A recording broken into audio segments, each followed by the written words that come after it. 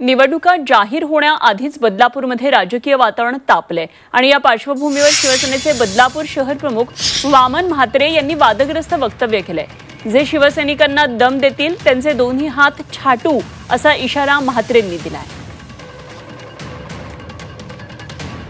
समजतं मी जरी या विभागात येत नसेल की माझ्या शिवसैनिकांना दम देण्याचं काम करत असतात, पण जे दम देतील त्याचे दोन हात छाटून टाकण्याची हिंमत सुद्धा या वामन म्हात्रेमध्ये आहे।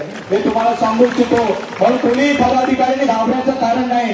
जशाच तसं उत्तर देण्याची हिंमत असेल त्याने सरळ मार्गाने निवडणुका लढायच्या, चांगल्या विचाराने निवडणुका लढायच्या, विकास कामांवर निवडणुका लढायच्या। कुठच्या प्रकारचा विकास काम केलं नाही, कुठच्या प्रकारचं स्वतःला फ्युचर नाही आणि अशी लोक या प्रभागामध्ये निवडणूक लढवण्यासाठी आलेली आहेत। म्हणून नुसती दबंगशाही आम्ही या प्रभागामध्ये चालू देणार नाही असं सर्वांसमक्ष आजच्या दिवशी मी सांगू इच्छितो।